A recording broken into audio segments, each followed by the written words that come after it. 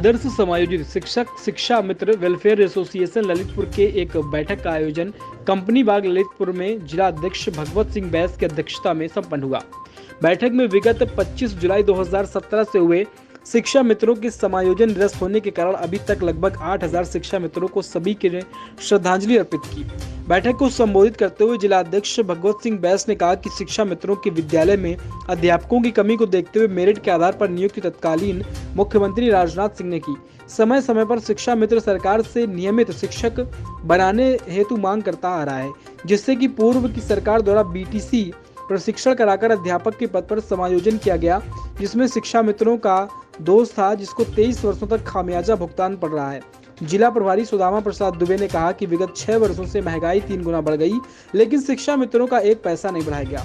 यह किस अपराध की सजा सरकार शिक्षा मित्रों को दे रही है। ब्रजेश टोटे ने कहा कि आज शिक्षा मित्र 10,000 के सहारे बूढ़े माता पिता एवं अपने जवान बच्चों को परवरिश कर रहे हैं। क्या यह अन्याय नहीं है? लगातार 6 वर्षों से शिक्षा मित्र सरकार से आशा लगाए बैठे हैं कुछ अच्छा होगा, लेकिन अभी तक कुछ सरकार ने अच्छा नहीं किया।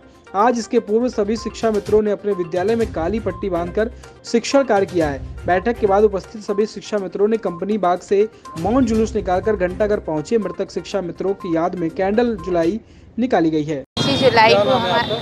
25 जुलाई को मेरा नाम संगीता जन कपूर विद्यालय गदियाना में तैनात हूँ, जहाँ अब से हम लोगों का समायोजन रद्द हुआ है, तब से शिक्षा मित्र को बहुत शोषण हो रहा है। इसके अलावा जो 70,000 पाने वाले भी वही काम करते हैं, वही काम शिक्षा मित्रों से भी कराया जाता है, और शिक्षा मित्रों को इससे ज़्यादा मेहनत करनी पड़ती है, क्योंकि उनके अंडर में रहना पड़ता है।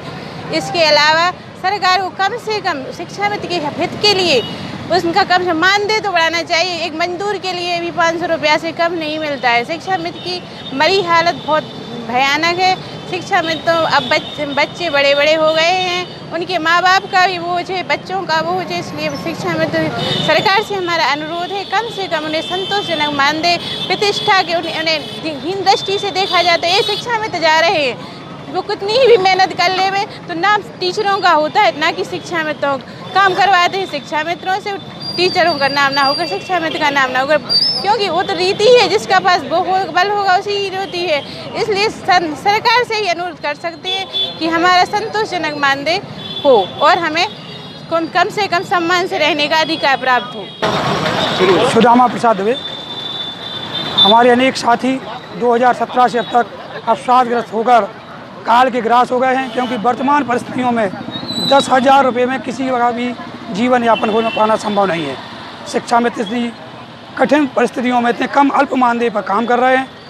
ऐसे में हम चाहते हैं सरकार से कि वो जितना अधिक से अधिक मानदेय बढ़ा सके मानदेय बढ़ाए, ताकि हमारे शिक्षा मित्र भाइयों का भला हो। मैं भगवत सिंह बैस, जिलाध्यक्ष शिक्षा मित्र एसोसिएशन ललितपुर।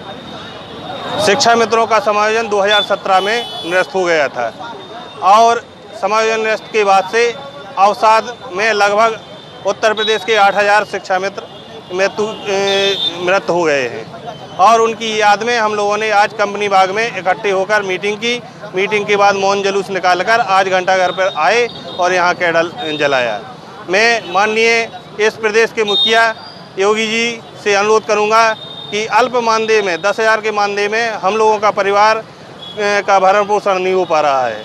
ऐसी स्थिति में आपकी सरकार से आपसे करबद्ध निवेदन है कि आप दयावान हैं, हम लोगों पर दया कीजिए।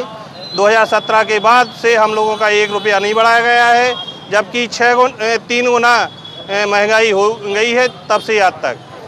मैं मुखिया जो योगी जी हैं उनसे अनुरोध करूंगा कि आप हम लोगों के मानदेय में कम से कम वृद्धि कर दें।